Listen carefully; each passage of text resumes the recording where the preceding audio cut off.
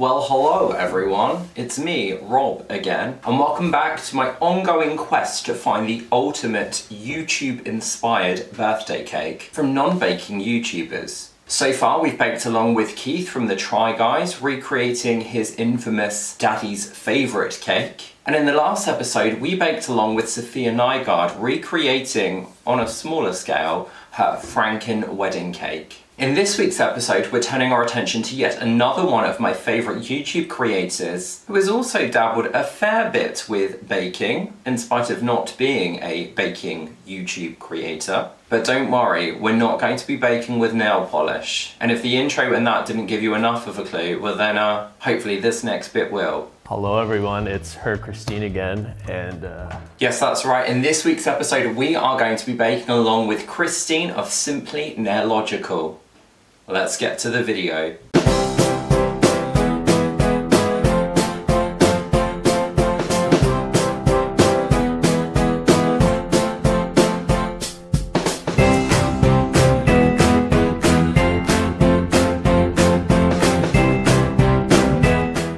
Now I say we're going to be baking along with Christine, but actually, I guess technically we're baking along with Ben, Christine's boyfriend, partner, as the video that we're going to be baking along with is the one where he made Christine a birthday cake inspired by her love of tea, or in particular, DAVIDsTEA. so it's Christine's birthday.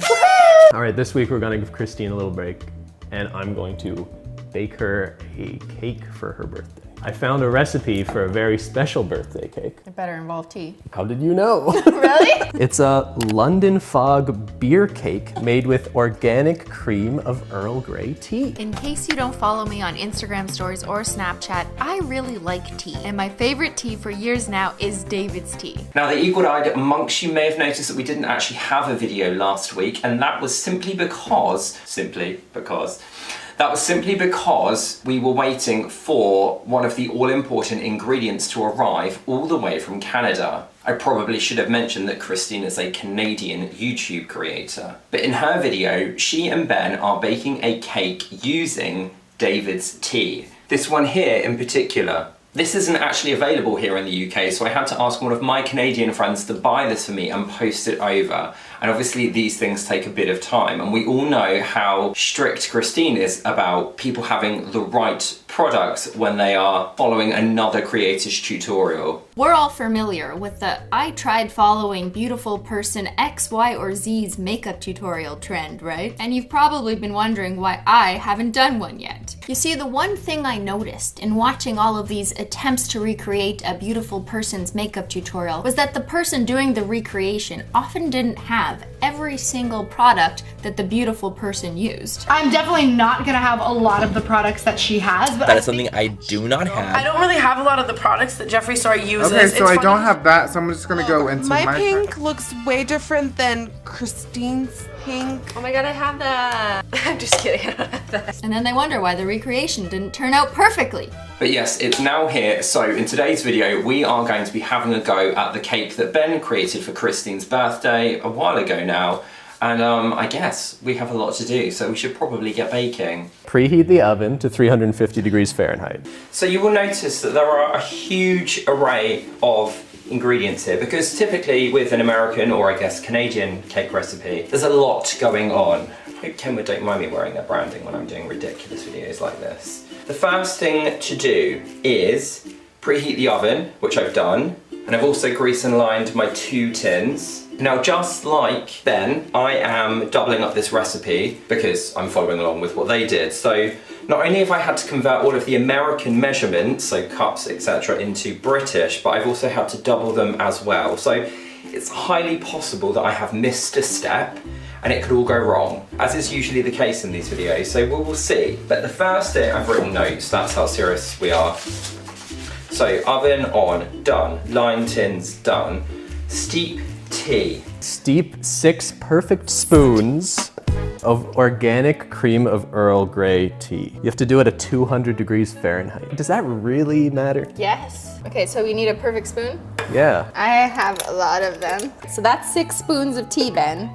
That's a lot. You're making one very strong cup of tea. Especially considering I'm gonna eat this whole cake. Already no rain. So the recipe says to use 6 perfect spoons, and having Googled, a perfect spoon is a David's Tea measurement using their own spoons, which I don't have. So I have Googled a bit more, and it seems that it's a teaspoon and a quarter. I think it was a teaspoon. I'm gonna check. One website is telling me that it's 2.5 teaspoons, but the David's Tea blog says 1.25, so it is 1 1/4. So we need 6 times 1 1/4, which 1.5, so 7.5 teaspoons of tea in 1 cup of water, which should be at 200 degrees Fahrenheit. 1 cup is 250 ml. Now I'm not doubling this up simply because I think, based on how much the recipe says I need, I should have enough. But if not, we can always make some more. Christine puts hers in like these little bags. I don't have those. So we're just gonna do it loose and then strain it through a sieve, and hopefully that will work. I don't really drink tea. I'm more of a coffee man, but this does smell amazing. Okay, 7.5 teaspoons. 1, 2, 3, 4, 5, 6, 7.5. Okay, so I'm gonna put that to the side. What's next? All right, so you've lined the bottom of your 9-inch cake pans with parchment paper. Now in a medium bowl, you're gonna mix your flour, baking soda, and salt. We're using plain flour, because don't forget self-raising flour isn't really a thing in the States. And we need a whopping 5 teaspoons of baking soda. And some salt. And then we're going to mix those together. This is very similar, or very reminiscent of when we baked along with Class Saffets. Again, American cake recipe. Lots of prepare the dry ingredients, prepare the wet ingredients, bring them together at the end. Now I have to say, the fact that Ben is using a recipe does make life a little easier for me, because it means I can use that same recipe as well.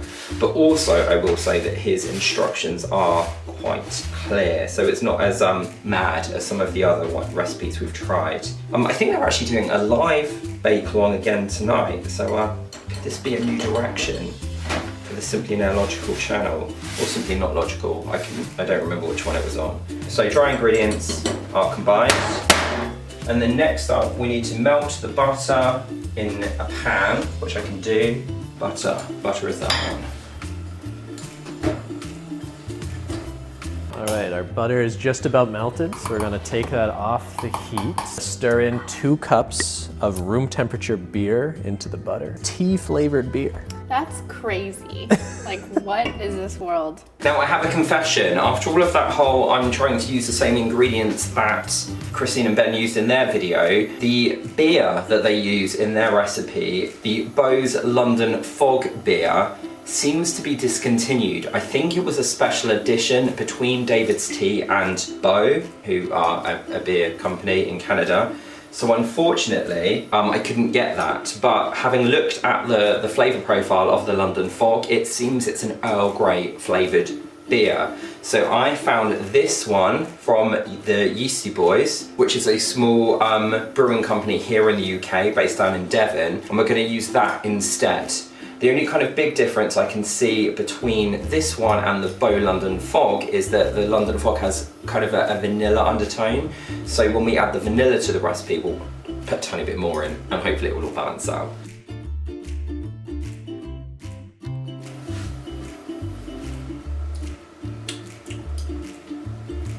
Oh, I like that. Boldly floral, much like your granny's bedroom, with stone fruit and citrus notes and a long, dry finish. Not sponsored. So butter is melting, beer is measured out, and then the other thing that's going in the pan with these two is the sugar, and we've got a combination of white sugar and brown sugar to go in there. Do I put the vanilla in there as well? Apparently I didn't write that down, but we're going to put the vanilla in there as well, and I'm using the Little Pod Pure Bourbon Vanilla Extract. I like this one because it's all about sustainability and ethically sourced, responsibly sourced. So if you've not checked them out before, I can put a link down in the video description. Again, not sponsored, just like it. The goal is to be able to actually eat this cake. How many cakes have we made on this channel and have not been able to eat them? Just 2. Just 2. Butter is essentially melted, so we're going to add the beer.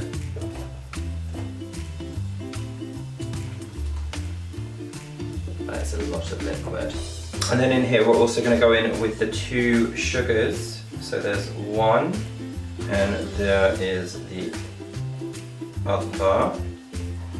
And presumably we're just stirring this until the sugar has melted. Okay, and then in the stand mixer I've written to mix the eggs, cream and 2 tablespoons of the steeped tea. And we can try and multitask and have this stirring, but also start on this area. So we need 4 large eggs. So 1. By the way, yes, we have got the nails painted today. I figured we can't bake along with Simply Nailogical without having our nails painted. Don't look too closely, because although I like painting my nails, I'm not very good at it. It just says, in a large bowl, mix eggs, cream and 2 tablespoons of steeped tea. There is the cream, or the creme fraiche, I should say. Une belle histoire de savoir-faire qui se perpétue depuis 4 générations. Wow, this is really old. And then I guess we need to sieve the tea. Where should I put the tea? Over there. Does anyone read tea leaves? I can see tea. And then we need 2 tablespoons of this mix into there. Is it 2 or is it 4?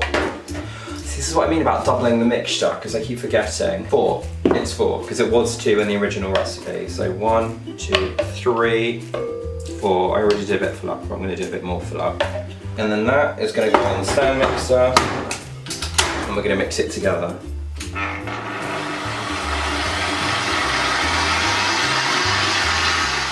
Did you have an easy bake oven growing up? So that already looks pretty well mixed. So now I'm supposed to add the beer mixture into this. Yeah, no, I'm not brave enough. Go on, let's just pour it all in. The pressure. And we are going to put that back on there, that back down and mix it.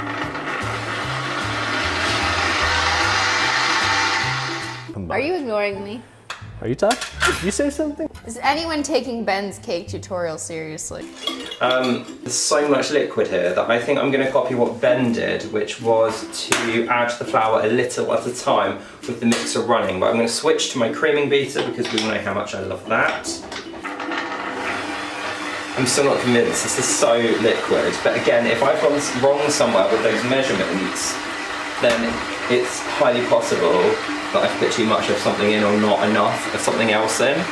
But we shall see. So I've literally got the mixer running on the slowest, in fact no, I'm going to turn it off. Add this flour. Now I haven't sifted this flour into the mixer because obviously I've stirred the other ingredients into it in here, so possibly I should have done. But I'm just going to keep adding that flour and hope that we get rid of any lumps. Maybe I should have stuck with what Ben did and used the whisk attachment, because that will also help break up the lumps. Or maybe I should have just sifted like I would normally and we wouldn't be having this problem. What I love is when things like this happen in videos, people that haven't watched any of my videos before start giving me loads of really, they are helpful tips, but I think they assume that I've never baked a cake before, rather than, this basically being my job. I appreciate all comments and advice. And also, I would appreciate this whisk attachment if it breaks up these lumps.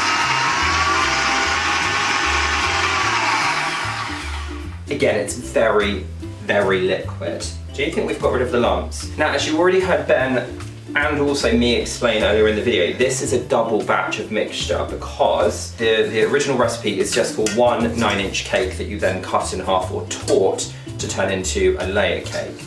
But in their video, Ben and Christine did 2 9-inch tins and then sandwiched those together. So I'm going to kind of combine the two, and I'm going to do the 2 9-inch, but I'm then going to tort them so I have 4 layers of cake, as you will see.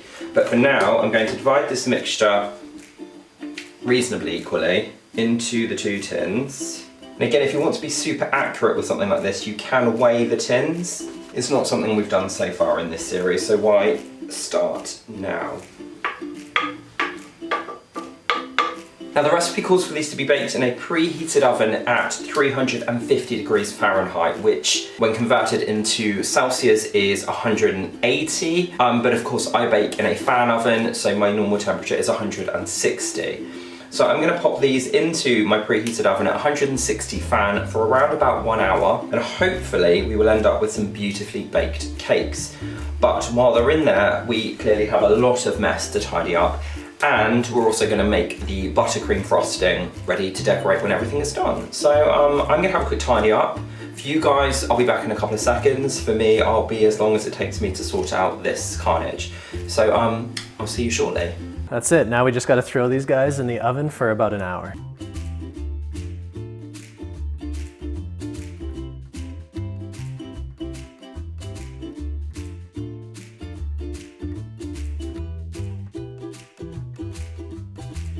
Okay, so the cakes are in the oven, and the last job to do for now is to make buttercream, and at least this is something we've done a zillion times before. Now Ben actually just threw everything in the bowl and did it all in one go, but I'm going to do it the way I normally do it, which is to start by creaming together the butter, just creaming the butter until it's nice and light and pale. And when I've done that, I will sift in the icing sugar and add the other ingredients, which I think is just more tea, but I will check that.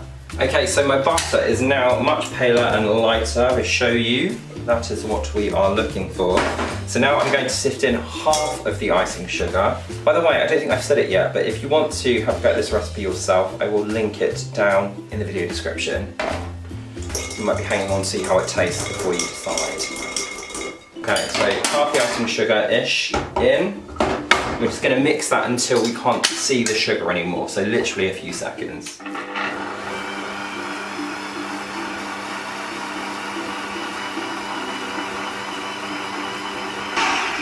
Okay, and then we do exactly the same thing with the other half of the icing sugar.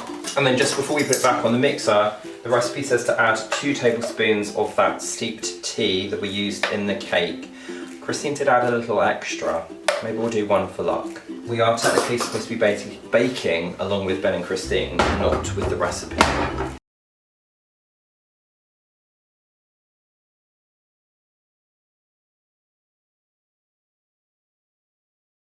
Mine is still very pale, so I am going to do what Christine did, which was add a decent healthy splash more of the tea.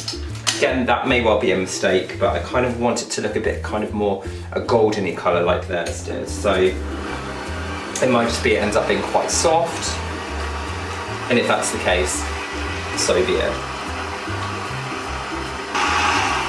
Now my favourite thing to do with buttercream when I want to make sure it's nice and smooth and not gritty is to actually not mix it for too much right now, but instead stop at this point, cover it with cling film, and then when I'm ready to use it, I'll give it a final mix then.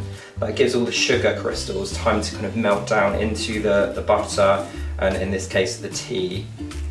So hopefully we should end up with a lovely smooth buttercream in spite of the fact we're just using a bog standard butter and icing sugar mix.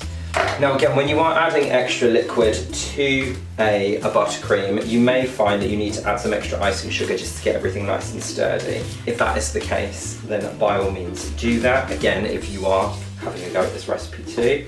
But because we're going for a really simple kind of bog standard, like almost nearly naked cake type frosting, I'm not too concerned about this being quite soft, and plus, to be fair, we're following along with what Ben and Christine did. But anyway, I'm going to cover this with cling film.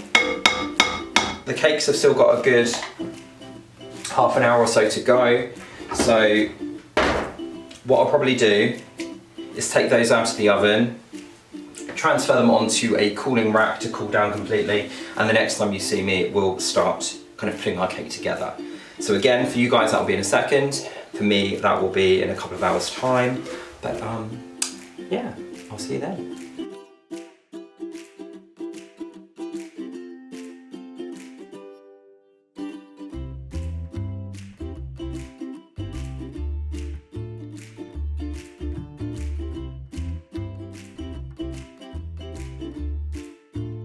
Okay, so it's been an eventful couple of hours since I last saw you. So the cakes are baked in a fashion but something has clearly gone awry because they do not look anything like Ben and Christine's. They're very dense. They're behind me here. And you'll notice there's only actually 3 layers because I also managed to drop one while I was leveling them. I've been back to the recipe and I can't think of anything that I've not done, or any conversions that I've done incorrectly or what have you, but you know what, we're just gonna roll with things. So I'm assembling my cake straight onto a stand and we're just gonna go for it, and you know what, it will be fine. Yeah, we're just gonna assemble this cake, hopefully without destroying any more of it. So we'll start with 1 layer, and as I say, it's just look at that crumb. Can you see that crumb? It's just very dense. It's definitely baked, but it's dense. Now, just like Ben and Christian, we're keeping things super simple. So I'm just going to put a generous amount of my buttercream into the cake, and then we're just going to spread that around with an offset spatula.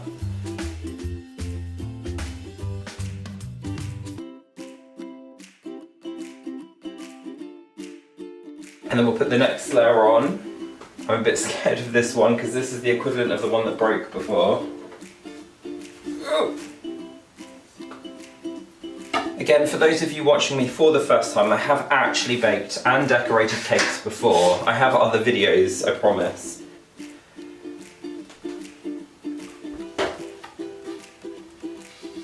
It's fine, buttercream hides everything. In all seriousness, if anyone has had a go at this recipe and has perhaps spotted something that I did or didn't do let me know, head down to the comments. Last layer, and we're going to flip this one the other way up to give us a nice, perfect finish. And now we're just going to cover the entire thing with a generous amount of this buttercream, which will essentially hide everything.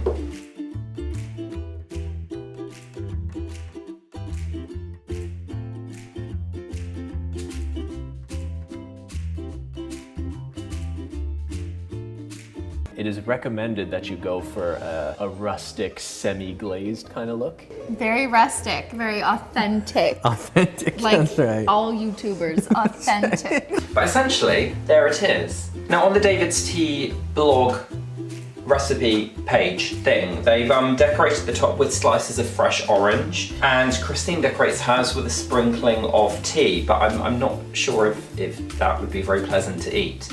So we're going to leave ours plain for today, and we're just going to jump in and give it a taste, because actually, regardless of what the bake turned out like, it smells absolutely amazing. So I'm just going to jump in.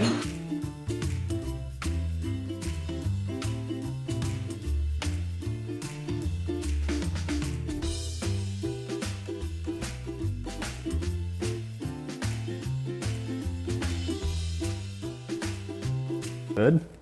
2 thumbs up. Ben, this is mean, this is cruel, this is unusual punishment. Because it's too good, and now I must eat the entire cake. Now again, the buttercream is still going to be incredibly soft because we have just covered the cake. So really, I would leave this to sit for an hour or so to allow that buttercream to firm up. But not today. So if I pull this out to the side, hopefully you'll be able to see what the bake actually looks like. Okay, so there we go. Can you see what I mean by it? It's very wet looking. And we'll give this a taste.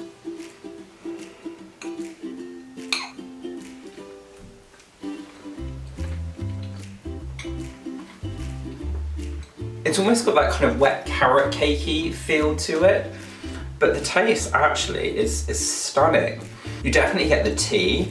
I don't know if I'd be able to name that it's Earl Grey tea, but you definitely get tea. And the beer brings like a real kind of something to the flavour. Like I almost can't think of the word to describe it, but there's definitely just like a serious kind of depth of flavour to this cake. I could quite happily actually just eat the rest of this, but that's not really exciting for you guys to watch. I'm definitely intrigued to know where things went wrong with the recipe, and I'm definitely going to have another go at it to see if I can figure out possibly whether there's an amount I converted wrong or something like that. But actually, if I spin this around, it's still a really delicious cake. Moistness, if that's a word, is obviously off the scale. As I say, it's a very wet cake, just the way I've done it. Just the simplicity of that buttercream really lets the flavours, the depth of flavour in the cake kind of speak for itself. If you do fancy having a go at this, then as I say, I will put a link to the blog over on the DAVIDsTEA website where you can find it down in the video description. And again, if you have any suggestions, comments or ideas about where things may have gone slightly awry, please do head to the comments and let me know. But yes, that was attempt number 3 in my quest to find the ultimate YouTube inspired birthday cake for myself from my favourite content creators. So now that's Keith from the Try Guys, Sophia Nygaard and Christine of Simply Nailogical. Now, we have lost a week, so I do have one more kind of lined up, ready to go. But I also have the cake that I'm actually planning on making for myself and taking to my family celebration to make in the next week or so as well. So I'd also be really interested to know what you guys would rather see next week. Would you rather see the final installment in my quest to find the ultimate YouTube inspired birthday cake, or would you rather see me showing you how to make the cake that I've designed for myself? There's no reason why we can't do both, but I think it makes sense that we do the last episode of this first, just so that they're all nice and neatly together on YouTube, and then we can move on to something else. But yeah, so again, head to the comments and let me know. We've had some success with getting the subject of these videos to see them. Obviously, Keith saw the original, the first video. Sophia did like my Instagram post, but I don't think she's watched the video, so literally just put my hand in the buttercream bowl. But it would be absolutely great if we could get Christine to see this video, although actually I'm a little bit embarrassed that the people who actively talk in their videos about their lack of experience baking had better results than I did. But again, these things happen, and like I say to people all the time, if things go wrong, just eat the evidence and try again, which is definitely what I'm going to do.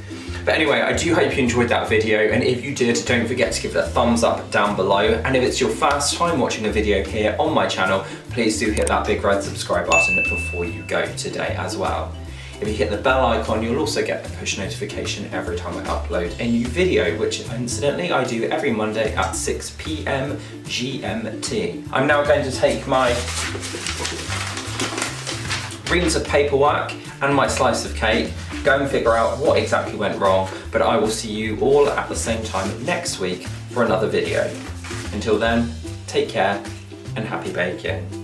Thanks so much for watching, and we'll see y'all later. Bye!